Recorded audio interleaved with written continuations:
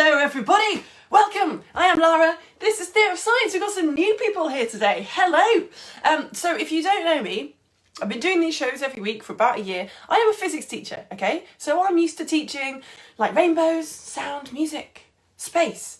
Occasionally I delve into biology, a lot of people have been asking for big cats, so I've learned about big cats. I gotta tell you, I'm furious. I'm very cross with biology. Look, I've asked you these questions, but let's go through it now, okay?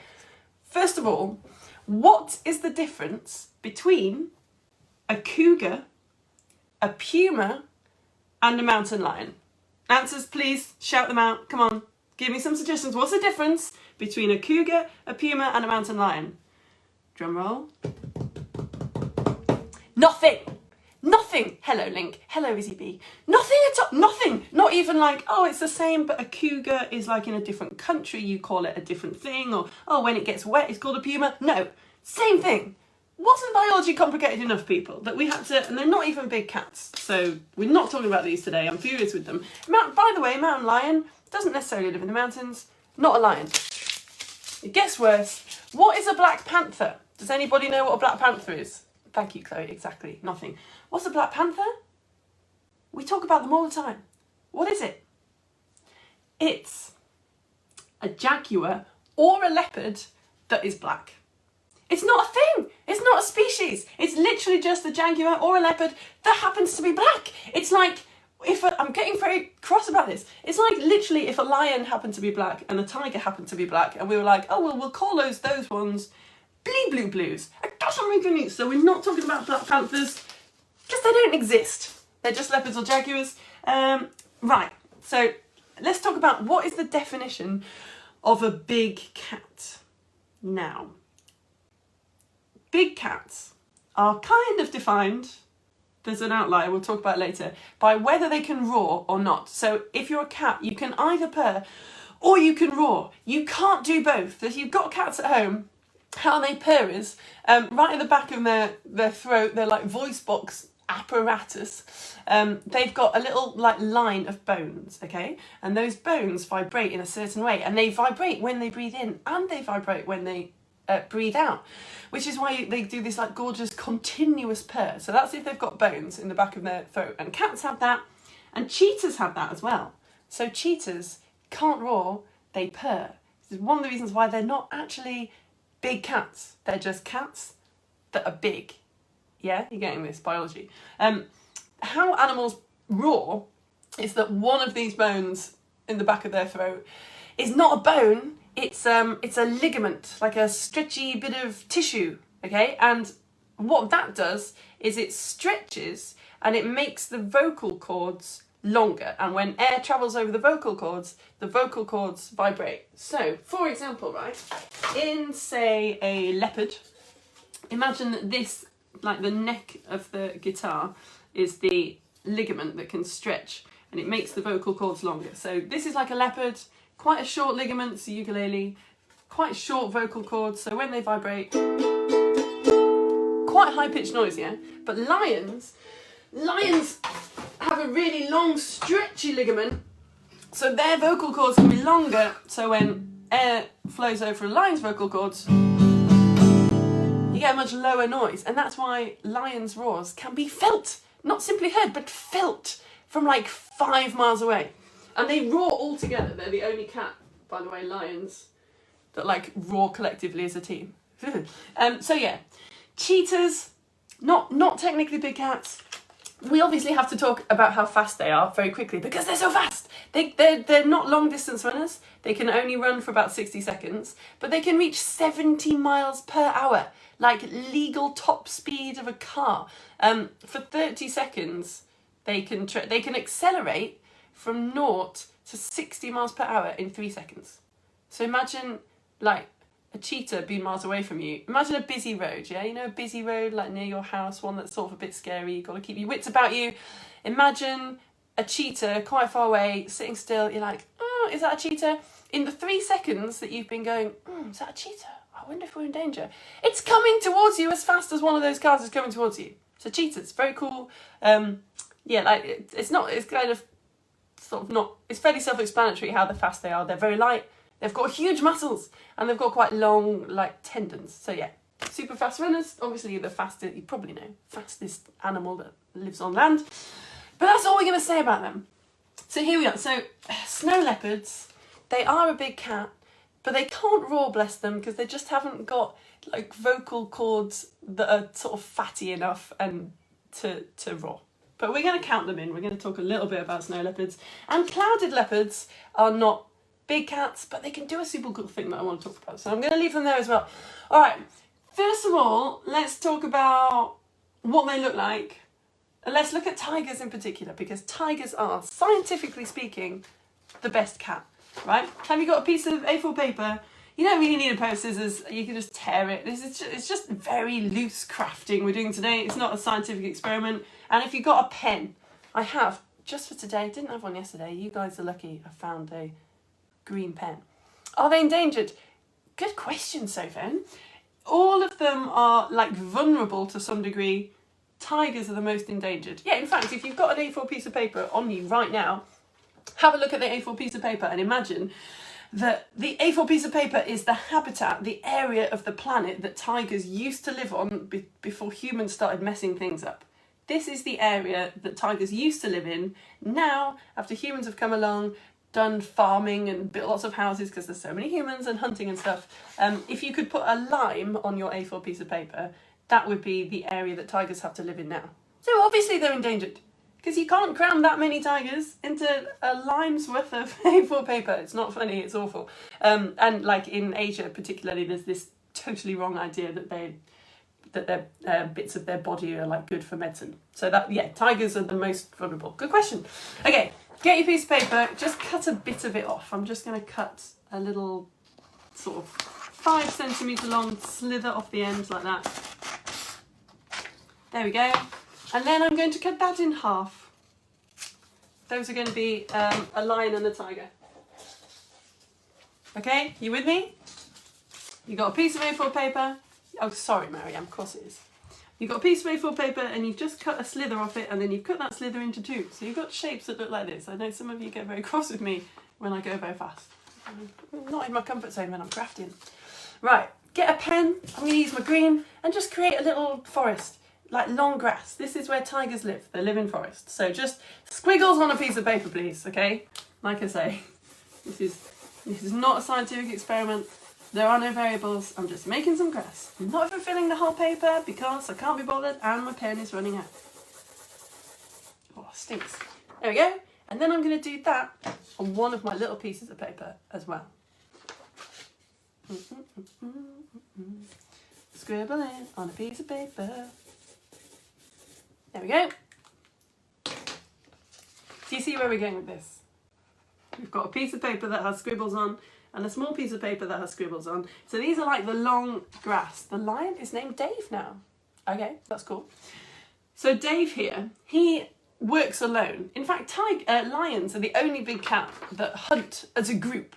Let's have a look about the difference between what a lion looks like and what a tiger looks like. So lions are out in Africa. They're on like the savannah, the prairie. It's all, you can picture it. It's kind of similar colours to the colour that the lion is showing us now.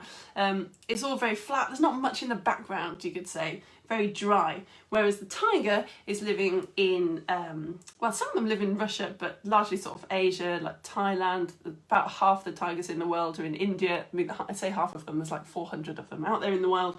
So they've got long grasses in front of them and leaves and stuff, okay? And they're working alone. So lions have got this advantage that they can surround their prey in a pack, whereas tigers have to like sneak through the jungle alone and then ambush their prey. Lions still ambush, but right. So, like I say, it's fairly self-explanatory this, isn't it? Yeah, it can be any piece of paper. Get your little tiger that you've made, your little piece of paper that has scribbles on it, and hold it in front of the grass. And look, it's camouflage, isn't it? I mean, I know it's obvious, but it's good. You could turn your paper over, and this would be like the savannah where the lions live. That tiger isn't going to last a second, is it, on the savannah? There ain't no sneaking up on anything when you look like that, all stripy, in the savannah. Whereas the other piece of paper, which is a lion, obviously, the same. So lions, they do ambush their prey. They are not long-distance runners. So they're all sneaking up through the grasslands. Again, if a lion goes into the forests, it's in trouble, isn't it? It's not going to catch anything. But why are tigers orange? Why? If you've got a red pen on you, colour in your little tiger. Okay, just do some red on it. Look! Look what happened. Why are tigers catching anything? This is a disaster. How have they evolved to be orange? How does that make any sense? It might sound angry again. It's because I was, and then I looked it up. And I don't want to sound like a viral video, but the result blew my mind. I can't believe why tigers are orange. Now, we need to do a little activity to teach you why tigers are orange, because it's super cool. If you've got a red pen on you, draw a little picture of something on a piece of white paper. You can just draw like a tiny little heart. And the idea is, we have done this before, but a really long time ago. Zach and Hen, you might have done this. What you do is you draw a little red picture on a piece of paper and you hold it up to your eyes and you stare at it without blinking, without moving your eyes. Just stare at the red thing on the piece of paper for about a minute. I have created... I made you a little red heart, see? Let's move you over.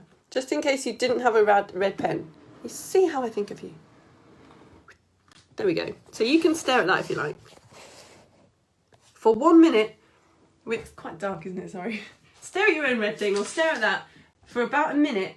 Try not to blink and then look at the white piece of paper. Okay, and I'll tell you why we're doing this. See if you can guess what this has to do with tigers being orange. So you've got 3 different types of cell in your eye that can detect colour. They're called cones, all right? 3 in your eye right now. There's cells that can sort of see in the dark. They're a different thing. And there's cells that can detect colour. And one of those cells detects red. Now, because you're only looking at a red thing, what's happened is that the cells in your eyes, the cones in your eyes that are detecting red, are starting to get quite tired. They're firing a lot. Whereas the other cones are having a nice little rest because there's no other colours on the page, all right? Now, if you now turn your eyes from the red thing to a white piece of paper, what do you see? I met a lion in a drive-through zoo. Wow. Okay, I'm coming back, What did you see? Did you see like blue? Did you see bluey green? Yeah? Because the red cones in your eyes have got really tired. So when you look at the white piece of paper now, all your other cones that see other colours are still firing, but the red cones are like, oh no guys, I just can't. So you're sort of seeing white, but with the red taken out. And that's like a bluey green colour. Now, tigers cannot have green fur to camouflage themselves in the jungle. Green fur just doesn't exist, right? It doesn't. Think about it. There's no green furry mammals. You just can't do that. You'll notice that all these furry animals here are like a combination of kind of reds and yellows and browns. There's one furry green animal, which is a sloth, but it's not its fur that's green. It's got like an algae. It's got a plant all over it that makes it green. So tigers can't be green. But what they've done, we did evolution last week, it's not a choice they've made, but gradually they have evolved to have yellow fur. Because the things that they are hunting, deer and stuff, horses, they don't have any red cones. They're sort of, humans would say that they were like colourblind in some way. They don't have red cones. So when a deer looks at a tiger, what it's seeing is a very similar thing to what you saw when your red cones were really tired and you looked at the white piece of paper. It's one of the coolest science facts I think I've ever learned. So that's why tigers are orange. Briefly, a little bit more about tigers before we move on. Why are they the best big cat? Clearly, they're the biggest one. They're absolutely massive. They're not the biggest big cat that can exist. We'll go into that. Does the sloth eat the plant on its body? I don't know. We kind of need to do a whole show on that sloth. I don't know, I'm afraid. What else about tigers? I think we've pretty much covered it. Yeah, they live in tropical rainforests or mangroves. You can get Bengal tigers. You might have heard of Siberian tigers. They kill things by lunging at their neck, holding on so tight that they stop breathing. They've got, I didn't know this, they've got little black dots, all of them, little black dots on the back of their ears. Scientists, though, don't really know why, but they think it might be so that it's kind of like the same way that tour guides hold up an umbrella. It might be so that little baby tiger cubs can spot their parents as they're walking through the forest. Isn't that nice? It's like they've literally got eyes in the back of their head. Okay, oh, and their night vision, horrifyingly, is 6 times better than humans. It's why we love big cats, isn't it? Because I know that humans are doing far more damage to them than they are to us, but they are still very scary.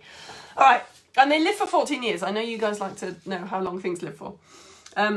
Lions then. Well, what I learned when I studied lions is that the Lion King actually quite accurate in a lot of ways. So like I say, they hunt in packs, they break off into small groups sometimes during the day, and then they come back, meet in a big group to like hunt or eat something. You know that bit in The Lion King where Scar's taken over and he's telling off all the female lions like, rah, there's no food. And the female lions are like, yeah, because there is no food, you're a terrible king. It's true that the female lions do most of the hunting. The males can hunt.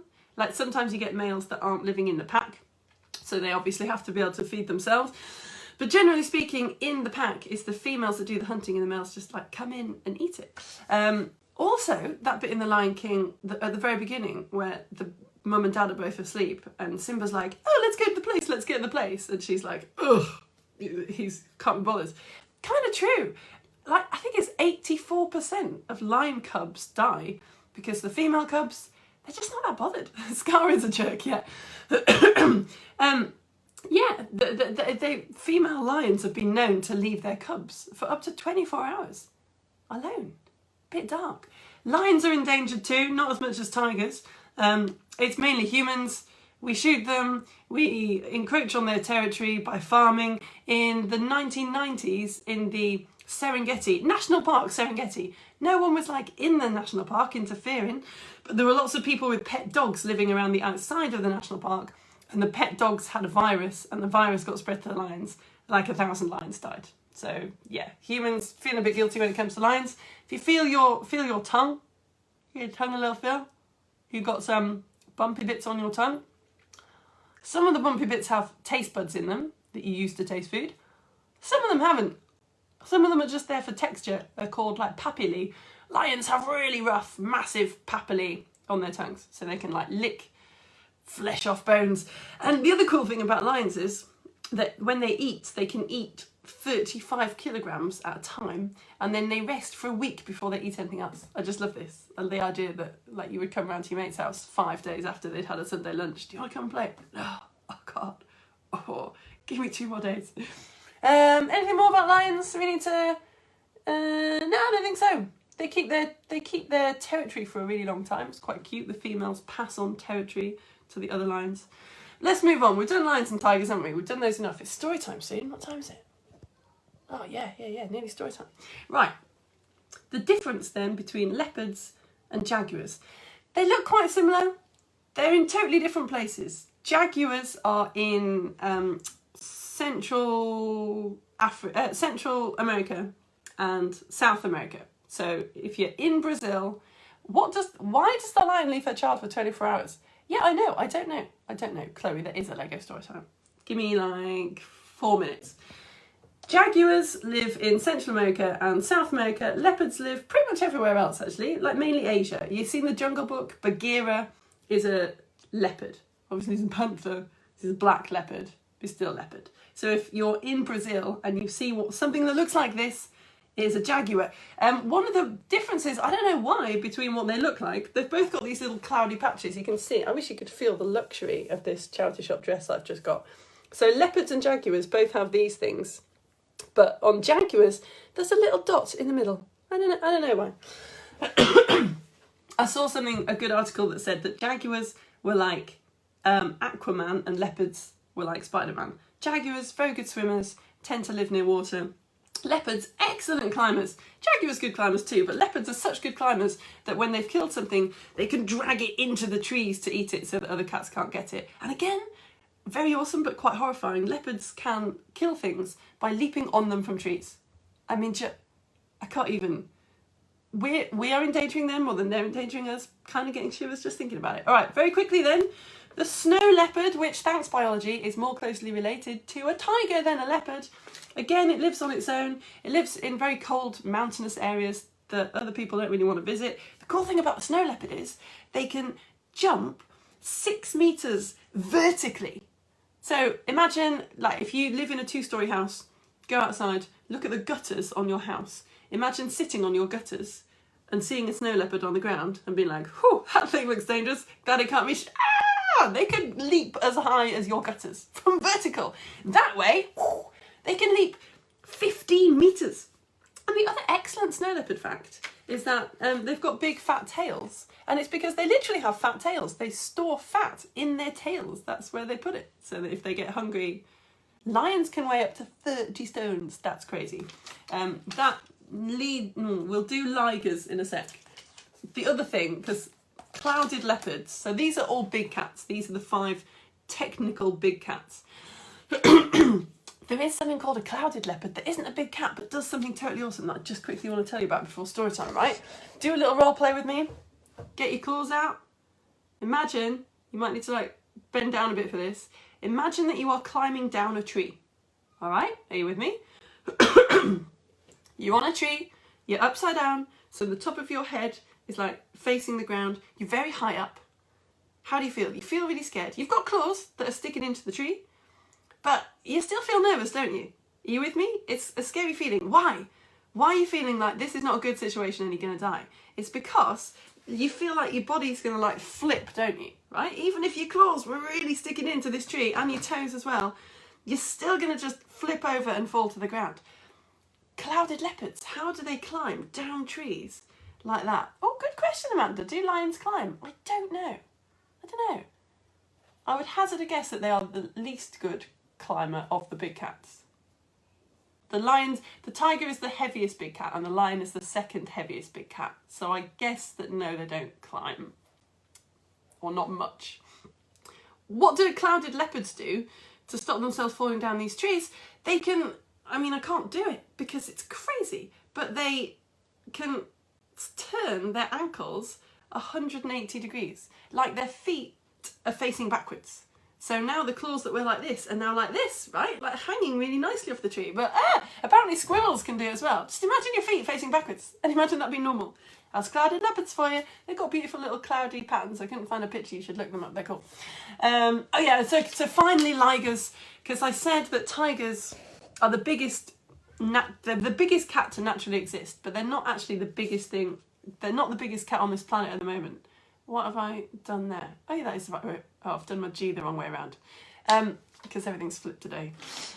Ligers are what you get if you mate a male lion with a female tiger. So it's not a natural thing to do. They don't do it in the wild. Actually, lions only live in Africa, except one teeny little population, which is in India. But if you artificially make a lion and a tiger get together, you can make a liger, which is bigger. If you saw our dog wolf show, if you saw me chatting about dogs and what happens when dogs mate with wolves, it's the same. The offspring of a lion and a tiger, a liger, is bigger than either a lion or a tiger. It's like 3 fridges worth of weight, like sitting on you. They're really sad things because they shouldn't exist. Humans have done it. You would never produce a liger for conservation reasons. The only reason that anyone has ever created a liger is to make money out of like people sort of coming to see it. So they're huge. They're too big. Their organs can't really deal with how big they are. So most of them die quite young and they're quite uncomfortable because their hearts just can't pump blood around their massive bodies. So if you see a liger, walk in the opposite direction. Don't give it any money. It's very sad. You can get very bizarre combinations of all these creatures. You can get ligons, you can mix a leopard with a lion or a tiger, but you shouldn't. Don't do it. Right. Whew. I think we've covered every single big... Yo, Anne, hello, yes. What happens if a male tiger, excuse me, and a female lion mate? Yeah, that's a tigon. But I guess ligers are more popular because they're so big. Okay, I'm going to cough my guts up. And it's time for story time. Story time, just turning my chair around, is about big cats in the UK. Sorry if you're not in the UK. Well, I hope you still find it interesting. Are you looking up ligers now? Ligers are cute. Well, they're cute. Well, they are cute. They're also an abomination. It's not their fault. Right, here we are. The British Big Cats Society are a network of people dedicated to, in their words, protecting the big cats that freely roam the British countryside. Do they mean bigger than average moggies? No. So since our leopard population died out 24,000 years ago, there's one cat found naturally in the UK. The Scottish wildcat is as big as a normal cat. And there's only about 400 of them, and they only live in the Scottish Highlands. So every year when 2,000 odd people call the British Big Cat Society from like Essex, London, all over the place to report a sighting, they're not all talking about Scottish wildcats. In the 1980s, sheep started mysteriously dying around the moors and woods in the southeast of England. Many people reported seeing a big black cat prowling the area. Eventually, there were so many reports of these horrifying incidents, cat sightings, that the Royal Marines were called in to search around. But nothing was found. The so-called Beast of Exmoor had got away. Similarly, in the 1990s, on Bodmin Moor in Cornwall, another creature, nicknamed, say it with me, yes, the Beast of Bodmin, sparked another search. Nothing. A few weeks ago, literally just weeks as I speak, two men took a photo of a huge cat that they said was prowling around Chester. And experts actually confirmed very recently, after studying the photo, that they weren't lying. There was indeed a huge cat. They worked out it was a jaguar prowling around Chester Zoo. Ha ha ha! Very funny, guys. Yes, hilarious. So close inspection of this photo showed that this jaguar was in the jaguar enclosure of Chester Zoo. All these big cat sightings in the UK, they are absolute nonsense. Aren't they? Well, lots of people have pet cats, yeah? These are domestic animals that have evolved over thousands of years to be very, very comfortable in human company. UK law says you need to have a licence to own a non-domestic cat. But that law only came in 1976. So in 1976, some people who had been keeping big cats legally suddenly found that their pets were illegal. So what did they do? Well, some of them, not all of them, but some of them went into the countryside and very quietly set their pets free. So not all of these sightings, it's absolutely guaranteed that not all of these sightings are fake. A few years ago, and they had to have it prized out of them by the press, they didn't want to admit it, the UK Forestry Commission confirmed that two rangers had seen big cats at different times. They had night vision goggles on, they were counting deer. A spokesman told the BBC, these are very experienced guys and they know what is and what is not a deer. Now, this next story, you're going to think that I've made this up. I've absolutely not made this up. This is totally true. In 2001, in Crinklewood, in London, a woman came home from a shopping trip into a house in London, in Crinklewood, and suddenly realised that there was a very, very, very large cat in her garden. What would she do? Well, she called the police, and the police laughed at her. Hysterical. And then the police arrived and they stopped laughing and they called the RSPCA. So the RSPCA arrived and said that they were very dubious because it's never a big cat. Oh, lo and behold, it was a big cat. They told the Telegraph later, it's not often you see something like that in North London. So we called the zoo. The zoo arrived and called the vet. And finally, eventually, when the vet came, all these people started running around trying to sedate, tranquilise, trap it with a net, grab it with a pole. This poor big cat that had escaped from somewhere. They tried to trap it in a shed. They all failed. Eventually, they managed to sedate it after they trapped it in the bottom of a block of flats. After 6 hours of chasing it around London. It's likely that this animal came from a private collection. So a trend for, oops, there we go. A trend for big cat selfies on social media is keeping them look like a really fun and exciting and safe thing to do. But campaigners warn that quite often big cats are mistreated to make them pose for photos. And these businesses that call themselves sanctuaries, sometimes they're just using that word to encourage people to give them money. Also, as National Geographic explorer and biologist Imogen Cancellaire said, there is no scenario in which sharing a space with a big cat is going to be 100% safe for humans, even if it's hand-raised. In August 2020, so just about a year ago, a Florida man called Dwight Turner paid $150 for a full contact experience with a black leopard. He paid to get into its cage and have people take photos as he rubbed his stomach and showed how very cool he was. I won't go into details of what happened, but this guy only has one ear now. So, like I say, in the UK, you do need a special licence to have a big cat, but over 100 councils have received some money and issued these licences. Basically, takeaway is, there are some big cats that have been allowed to be kept by individuals, big cats registered to addresses in the UK. Imogen Cancellaire, this National Geographic explorer and biologist, will have the last word. The point of these animals' existence isn't to be snuggled by people. Leave them alone. The end. I know, comments coming in that I paused. I hope I got unpaused. Yeah. Are you okay? You're back now. I think the comments are just delayed. Right, you lot. Thank you so much for coming. That is the end of the Big Cat Show. I'll do my little... Oh no, Amanda can't hear me. I'm back now. I'll do my little ad and then answer some questions or just chat to you because you've probably got some stuff to tell me. Or we can talk about big cats before. Yeah, exactly. People are coming in angry about the licence. Yes, so good. You're with me. All right, yeah. So I'll do my little ad and then we'll have a chat. Hello. I'm just checking and reading my comments. It's okay, you're back. Yeah, so my name is Lara. I've been doing this for a year.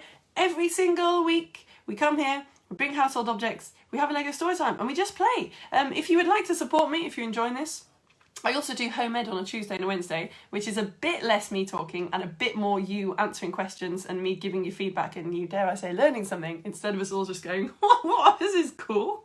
So if you're home ed, please come along on Tuesday and a Wednesday. We would love to see you.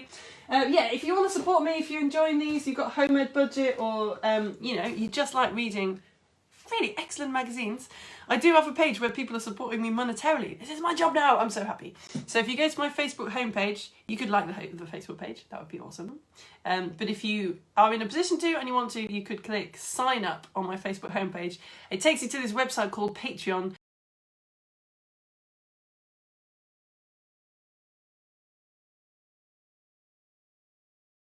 You will receive some rainbow glasses. They make you see the rainbows that are hidden in your home. They are so cool. So yeah, and I'll explain to you how they work. If you sign up with £5 a month, like many of you have, thank you so much. Then you will also, you get the glasses, but you also get Theatre of Science magazine. I'm sorry, I can't flip the screen. Facebook has changed, my phone has changed, and now it is unflippable. It's going to cause problems in home ed, but anyway, hopefully you get the idea, even though it's backwards. How glorious it is. There's like activities to do, there's some experiments that I can't do in the shows.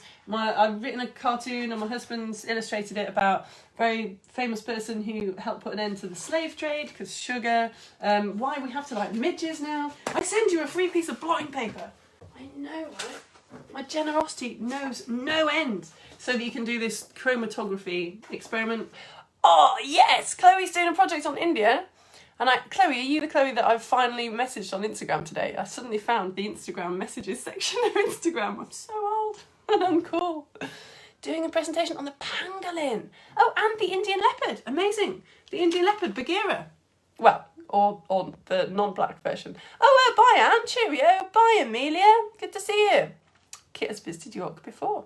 It is a beautiful place. Oh, wow. Bye, Gabrielle, Bella, and Adrienne. In South Africa. Amazing, in South Africa. That's so cool. I can't believe I forgot that. Bye, Amanda. Bye, Alia. When was the last... Oh, Izzy, that is such a good question. When was the last liger born and when did it die? I don't know. I mean, I suspect... So ligers aren't... They're not like an extinct species. You get them whenever you mate a male lion with a female tiger, but no decent zoo would ever do that because there's no benefit to it and it's not nice for the animal. But I suspect they probably do exist somewhere. I expect that unreputable zoos. Oh, Nico asks, how tall are lions? That is such a good question that I cannot answer. This is a bit where it just turns into, let me Google that for you. I don't know. Maybe if we stay on long enough, someone will look it up. I didn't look at how tall they were. I only looked at how... And I got a bit confused with length, because do you include their tails or not? I really only looked at bigness. But maybe you can tell me. Oh, bye, Shuki and Eunice and Aza. Bye-bye. Why are clouded leopards so small compared to leopards? I don't know. Like I say, clouded leopards... wait, I can't remember. No, snow leopards are more closely connected to tigers. I don't actually think clouded leopards have that much in common with leopards either. I don't know why they're smaller. Noah asks, why do tigers have black stripes? Ah, well, Noah, oh yeah, so we didn't talk about why these other animals like the jaguar and the leopard are spotted, did we? This is so that, because they hide in trees a lot of the time, and obviously like if you picture the forest floor, it's kind of quite dappled with sunlight, isn't it? So this is to sort of break them up so that they kind of just look like shadows on the forest floor. So tigers have black stripes? I guess in the same way, it's just to kind of break them up among the shadows. It's because they couldn't be green, because you can't have green fur. But also maybe it's better because then it depends, like if you go into somewhere that isn't, I don't know, for shadow reasons. Hello, Priyanka. Bye, Xanth. Bye, Huey. Cheerio. Thank you. Here we are. Lions are 2 feet and 4 feet. What? Lions are 2 feet and 4 feet. How does that help? Is that the males and the females? No. Bye, Millie and Harry. Oh, yes. Callum. Very good fact. Yeah, a lot of these cats chuff. Look up tigers chuffing. Sounds really rude, doesn't it? Yeah. It's this sound they make where they snort out their noses. And apparently it does mean that they're quite satisfied. You've probably looked that up now. Like it's a one way for cats to sort of connect with their young, they reckon. So yeah, other animals do that too. Where did I wrote it down? Chuffing, where they close their mouth and puff through their nose. I've put non-aggressive. Tigers, jaguars, snow leopards, and clouded leopards all chuff. Do snow leopards live in the snow? Yeah, they do. Yeah, they can live in snow. Yeah, they live in mountainous areas. I know. Ah, right. Izzy. Leopards have spots, so they lie down beside pebbles and mud. They blend in. Camouflage. Bye-bye. Thank you, Melanie. Oh, hello, Balio. I need to get off, don't I, so that you guys can go back and watch the bit that you missed in story time. Oh, thank you, Kit. That's very kind. Thank you, Mariam. Yes, that is true. I forgot to say that. Snow leopards' lungs have adapted. In fact, if you're looking for some cool area of science to study, then we don't totally know how snow leopards survive so high up where there's so little oxygen. But yes, one of the things they do is they've got very big chests. So yes, they fill their bodies with a lot of air so that more oxygen gets to their body. I don't think that's enough. I think we're still not quite sure. Bye everyone who's going. That's nice. Whales. We totally need to do whales. Do you know? I think more than anything else this year, doing all these different shows, what's come up is the fact that humans are being terrible to whales and we really need to learn about them. Right. Or dolphins. Yeah, I've never done a show on dolphins. That is true. Yeah. And looking up evolution, one dolphin has just like evolved to be 2 dolphins, I reckon. Yeah, thank you. That's so obvious. Marina. I'm going to try and remember Marina. Marina? Marina. You've said this to me before and I always forget. I'm very sorry. Okay, I'm going to go and let you guys enjoy your beautiful Sunday. I will see you next week when we're going to look at noses. That was a good request. Or Homage when we're going to look at radiation, how things heat up. Okay, so until then, bye-bye Science Alliance, peace and protons, have a lovely Sunday, bye!